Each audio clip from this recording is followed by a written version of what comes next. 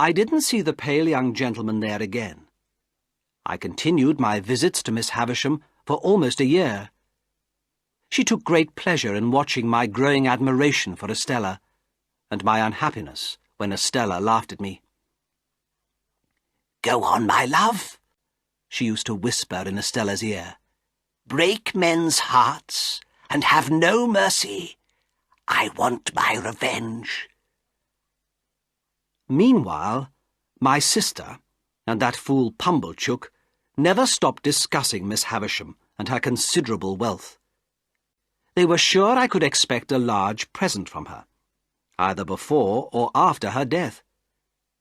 But one day, Miss Havisham decided it was time to apprentice me to Joe, and told me to bring him to her house. My sister was very angry because she was not invited as well.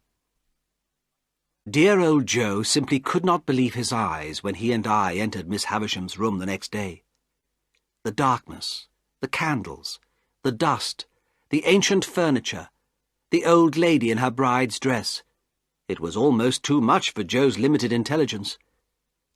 That may be why he refused to speak to Miss Havisham directly, but spoke only to me during the conversation. I was ashamed of him, especially as I could see Estella laughing at me over Miss Havisham's shoulder. "So," began Miss Havisham, "you, Joe Gargery blacksmith, are ready to take Pip as an apprentice?" "You know, Pip," replied Joe, "how we've both been looking forward to working together. Haven't we, Pip?" "You don't expect any payment when he becomes your apprentice?" she continued. "Now, Pip," said Joe, rather offended, "that question doesn't need an answer. Between you and me, does it, Pip?" Miss Havisham looked kindly at Joe.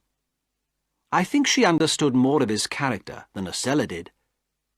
She picked up a little bag from the table. "Pip has earned something here. There are £25 in this bag. Give it to your master, Pip." The strange situation seemed to have made Joe go mad. Even now he insisted on speaking to me. "This is very generous of you, Pip. Very generous. Now, old boy, we must try to do our duty to each other. Mustn't we, Pip?" "Goodbye, Pip," said Miss Havisham.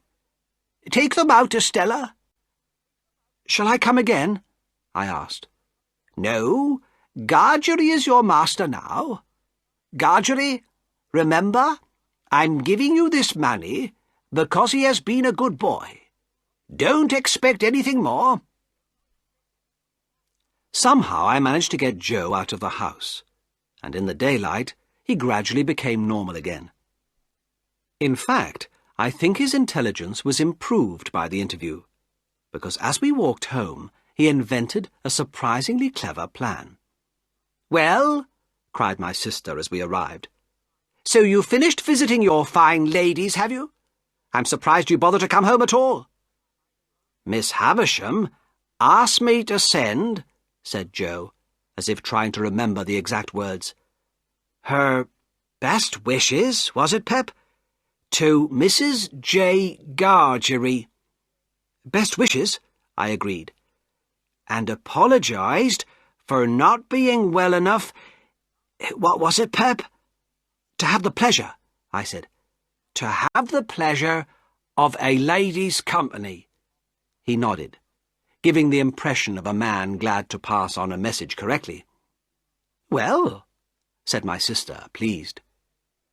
"She could have sent that message earlier, but better late than never." "And what did she give the boy?"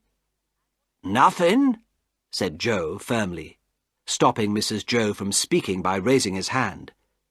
"What she gave to his sister, Mrs. J. Gargery.